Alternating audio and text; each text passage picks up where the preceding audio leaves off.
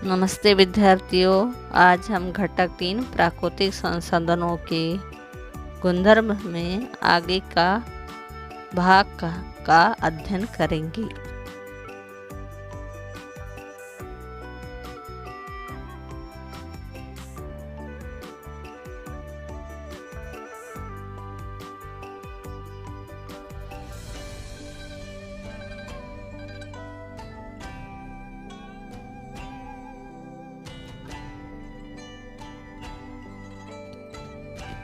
पहले भाग में हमने हवा के गुणधर्म के बारे में अध्ययन किया था। अब हम पानी के गुणधर्म का अध्ययन करेंगे। हमने देखा था जब दो स्थानों की हवा के दाब में अंतर आता है तब हवा अधिक दाब वाले स्थान से कम दाब वाले स्थान की ओर प्रवाहित होती है। उस समय हमें पवन बहती हुई महसूस होती है। अतः दो स्थानों के वायु दाबों में होने वाले अंतर के परिणाम स्वरूप हवा बहती है। इस संबंध में हम भूगोल में पवन प्रकरण में अधिक जानकारी प्राप्त कर सकते हैं। अब हम आगे और एक कृति करेंगे। एक गिलास में पौन ऊंचाई तक बर्फ के टुकड़े लेंगे और उसका निरीक्षण करेंगे। हम गिलास के बाहर अब हमें पानी की बूंदें दिखाई देती है।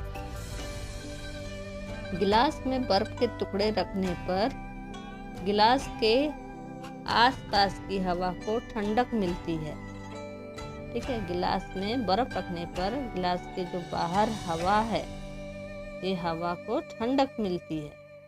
हवा में वाष्प के रूप में स्थित पानी को ठंडक प्राप्त होने से विशिष्ट तापमान पर उसका संघनन होता है। इसी कारण वाष्प का रूपांतरण पानी में होता है। यह पानी गिलास के बाहर के पृष्ठभाग पर एकत्र होता है। हवा में आर्द्रता का अनुपात भिन्न भिन्न स्थानों पर भिन्न भिन्न होता है। उसी प्रकार दिन भर की अवधि में भी हवा की आर्द्रता का अनुपात बदलता रहता है। ठीक है, हवा की आर्द्रता यानी हवा में पानी की वाष्प अधिक रही तो आर्द्रता का अनुपात अधिक, कम रहा तो हवा शुष्क। ठीक है, आर्द्रता का अनुपात कम। हवा में आर्द्रता का अनुपात उसके वाष्प को संग्रहित करने की क्षमता के अनुसार होता है। रात में या भोर में जब हवा का तापमान कम होता है तब उसकी वाष्प को संग्रहित करने की क्षमता कम होती है। उस समय हवा के अतिरिक्त वाष्प का पानी की बूंदों में रूपांतरण होता जाता है। इसे हम ओस कहते हैं। आपने देखा होगा कि ठंडियों के दिनों में अक्सर हमने देखा होगा जब सुबह सुबह जब हम बगीचे में जाते हैं वॉकिंग करने के लिए तो हमने देखा होगा या घर में जो पेड़ पौधे होते हैं आपको पत्तियों में पानी की बूंदें दिखाई देती है, उसी को हम ओस कहते हैं।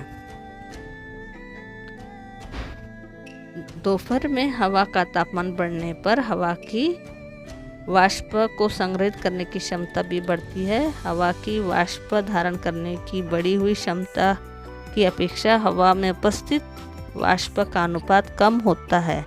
उस समय हवा शुष्क महसूस होती है। वर्षा ऋतु में और समुद्र तट और हवा में वाष्प की मात्रा अधिक होती है। ऐसे समय हमें उमस महसूस होती है। ग्रीष्म ऋतु में कपड़े जल्दी सूखते हैं परंतु वर्षा ऋतु में कपड़े जल्दी नहीं सूखते हैं। आप बता सकते हैं क्यों? ग्रीष्म ऋतु में क्या होती है? हवा शुष्क होती है, वाष्प की मात्रा कम होती है, इसलिए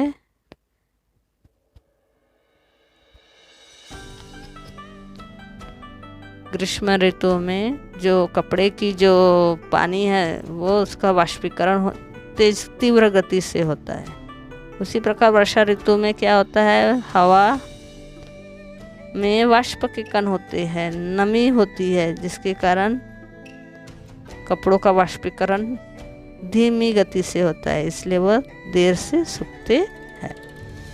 अब हम आगे और एक कृति करेंगे। खाली बोतल को ढक्कन न लगाते हुए उल्टा करके पानी के चौड़े बर्तन में तिरछी डुबाएंगे।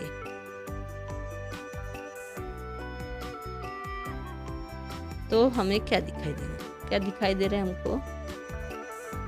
बुलबुले। क्यों दिखाई दे रहे हैं? क्योंकि इस खाली बोतल में क्या है? हवा भरी हुई है।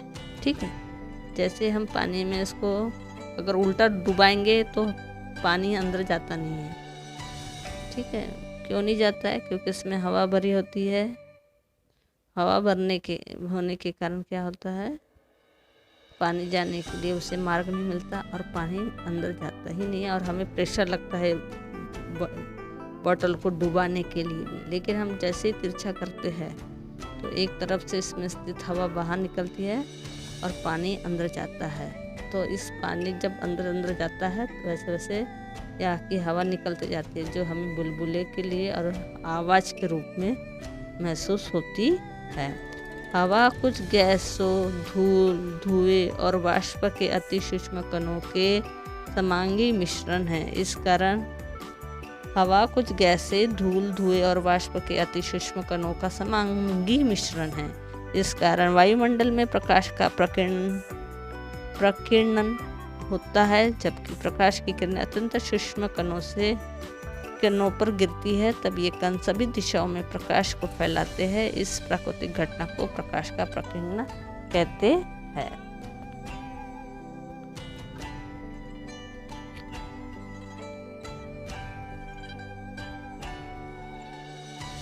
प्रकाश का प्रकीर्णन आपने समझा होगा कि जो वायुमंडल है उसमें जो वायुमंडल होती है उसमें हवा, गैसों का, धूल का, धुएं और वाष्प इनके कणों का मिश्रण होता है, समांगी मिश्रण होता है, और इसी के कारण प्रकाश का प्रकीर्णन होता है।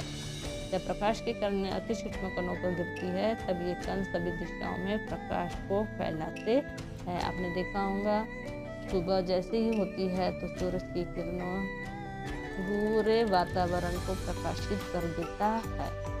उसी प्रकार कमरे में हम अगर लाइट चालू करते हैं तो पूरा कमरा प्रकाशित होता है। उसी समय अंधेरे में अगर हम दिया लगाते हैं तो दिया की रोशनी धीरे धीरे पूरे कमरे को प्रकाशित करती है। तो ये किसके कारण होता है?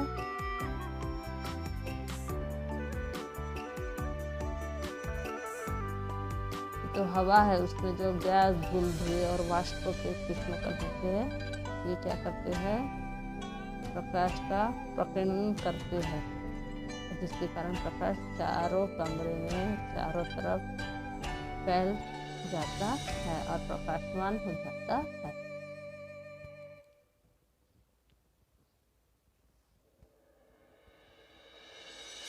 अब हम देखेंगे तापमान नियंत्रण।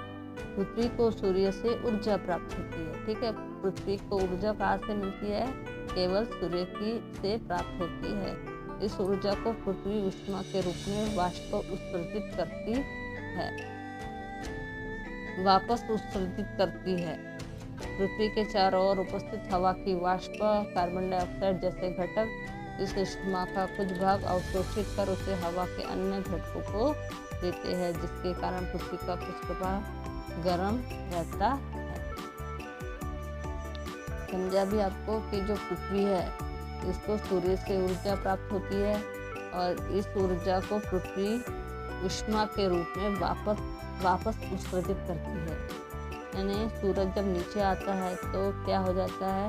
जब सूरज हमारे पृथ्वी में आता है तो हवा गर्म होती है। हवा गर्म होने के साथ साथ क्या होती है? धरती गर्म होती है, ऊष्मा से गर्माहट पैदा होती है, और गर्माहट से क्या होता है? जो हवा का जो वातावरण होता है जो पृथ्वी के ऊपर, वो पुनः गर्म होता है। इसमें से कुछ वाष्प है, कार्बन डाइऑक्साइड है, ये क्या करती है? कुछ ऊष्मा को अवशोषित कर लेती है और अन्य घटकों को वह देती है। और इन कार्बन डाइऑक्साइड के कारण या ये हवा की वाष्प के कारण क्या हो जाता है, पृथ्वी का जो पृष्ठभाग है वो गर्म हो जाता है।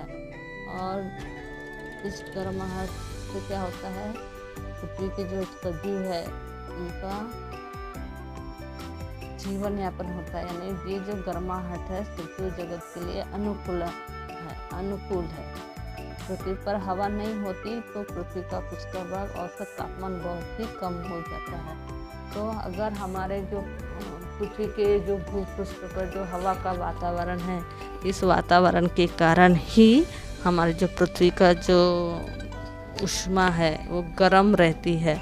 अगर हवा का वातावरण नहीं रहता तो हमारी जो पृथ्वी है वो कैसी रहती है, कम तापमान की ठंडी रहती थी, जिससे जीव सजीव सृष्टि का जीवन यापन करना भी मुश्किल हो जाता था। ठीक है, यानी इसी के कारण ये हवा के वातावरण, यानी जो भूपृष्ठभाग में जो हवा का वातावरण है, ठीक है, ये क्या करती है, सूर्य की ऊष्मा को अवशोषित करके रखती है, जिसके कारण जो सजीव सृष्टि है वो क्या करती है, जीवन यापन आसानी से करती है।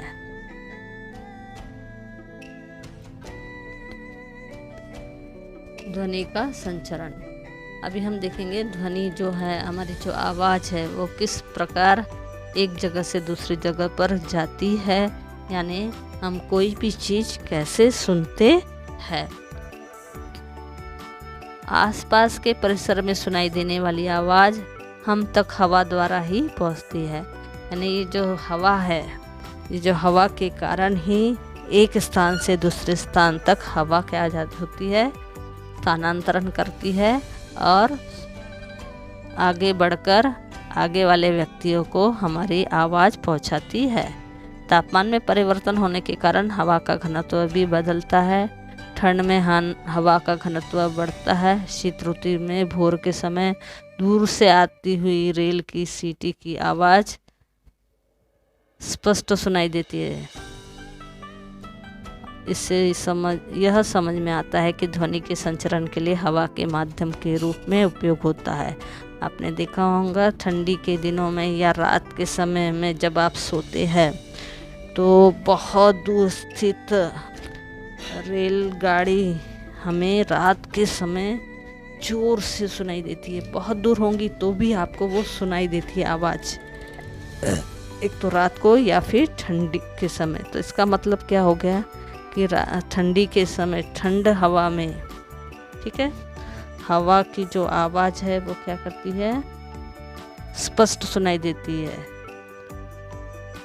ठीक है, तो ध्वनि का जो संचरण है, एक स्थान से दूसरे स्थान तक जाना, यह हवा के माध्यम से ही होता है। यानी हवा के कारण ही हम एक दूसरे की आवाज़ सुन सकते हैं।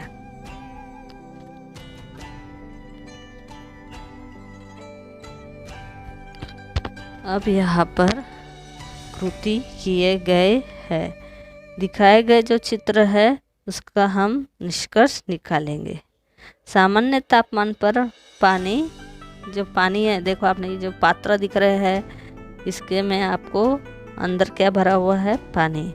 सामान्य तापमान पर पानी द्रव अवस्था में पाया जाता है। ये जो पानी दिख रहा है ये द्रव अवस्था में पाया जाता है। पानी एक प्रवाहमान पदार्थ है। प्रवाहमान पदार्थ यानी बहने वाला, बहते रहता है। ठीक है, वो एक जगह स्थिर नहीं रहते हैं। पानी का अपना का आकार नहीं है। पानी का स्वयं का कोई आकार नहीं है। जिस पात्र में डाले वह उसी पात्र का आकार ले लेता है, परंतु आयतन होता है। लेकिन इसका क्या होता है, आयतन होता है। आयतन यानी जिस पात्र में डाले उस पात्र को वह घेर लेता है। सूक्ष्म छिद्र से या अति सूक्ष्म दरार से भी वह रिश्ता है। ठीक है, अगर उस पात्र में छेद होगा छोटा सा भी, तो उसमें से वो क्या करने लगता है, रिसने लगता है, निकल के बाहर बहने लगता है। तेल लगी हुई थाली में थोड़ा सा पानी डालने पर पानी थाली में फैलता नहीं, बल्कि उसकी छोटी छोटी गोलाकार बूंदें बन जाती है। लेकिन अगर हमने किसी थाली में, देखो, अगर पानी का हमने रूप देखे है कि पानी एक तरल पदार्थ है, द्रव्य पदार्थ है, और उसका कोई आकार नहीं होता है, लेकिन उसका जिस पात्र में डाले उस पात्र का वो रूप ले लेता है, लेकिन उसका आयतन होता है, ठीक है, और छोटी छोटी दरार सूक्ष्म छिद्र से वह निकलकर बहना उसका गुण होता है। अगर हमने एक थाली लिए और उसमें अगर तेल लगा दिए, ठीक है, और उसमें पानी डालेंगे तो पानी की क्या हो जाती है, बूंदें हो जाती है, और वह पानी फैलता नहीं है। तो ऐसा क्यों होता है? आपको पता है जो तेल है वह भी द्रव्य पदार्थ है, और तेल क्या होता है,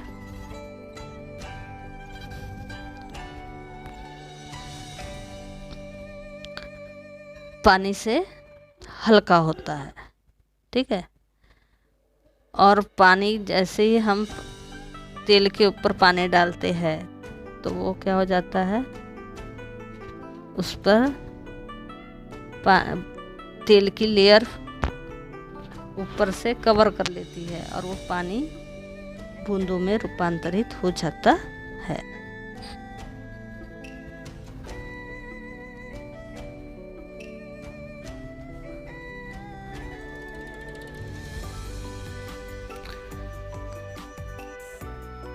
आसपास के परिसर में सुनाई देने वाली आवाज़ हम तक हवा द्वारा पहुंचती है।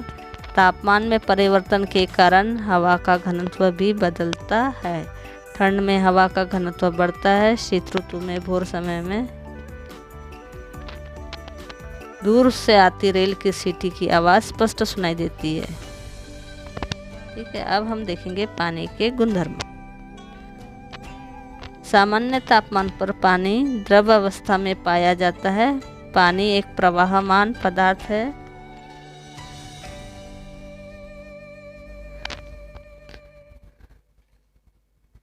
ये हो चुका है हमारा। अब हम देखेंगे, देखो ये कितने सारे पात्र है, दिख रहे हैं? ये सभी पात्र के जो आकार है वह भिन्न भिन्न है, लेकिन हम इस पात्र में अगर पानी डालेंगे उसी पात्र के आकार का पानी हो जाता है।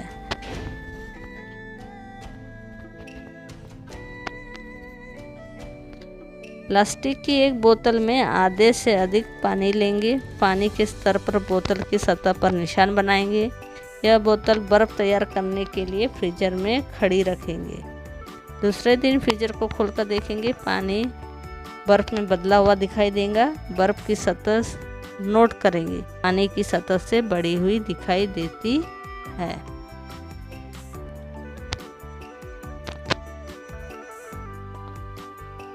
इससे हमें क्या स्पष्ट होता है? पानी से बर्फ बनते समय वह जमता है, तब उसका प्रसरण होता है और उसका आयतन बढ़ता है। पानी के जमने पर उसके मूल आयतन में कितनी वृद्धि है, इसका हमें अनुपात ज्ञात करना है। तो इस चित्र से हमें यह दिखाता है कि पानी जिस आकार के पात्र में हम डालेंगे, पानी उस आकार में अपना रूप ढालता है। ठीक है, ये इसका आयतन है।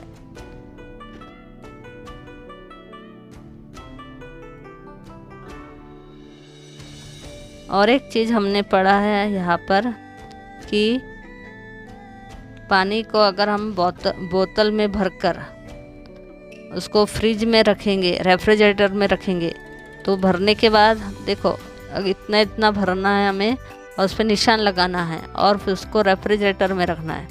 हम जब रेफ्रिजरेटर में थोड़े समय के पश्चात जब देखेंगे तो जो पानी का जो लेयर है वो हमें बड़ा हुआ दिखाई देता है और वो बर्फ़ जमी हुई दिखाई देती है। तो इसका मतलब है कि जब पानी बर्फ रूप धारण करती है, यानी ठोस रूप धारण करती है, तो उसका जो आकार है वह बढ़ जाता है। ठीक है, और बढ़ जाने के कारण वह जो पानी है बर्फ उस निशान से आगे चढ़ जाता है। तो इस प्रकार पानी के गुणधर्म हैं वह हमने इस भाग में देखे। आगे भाग में हम आगे का अध्ययन करेंगे। धन्यवाद।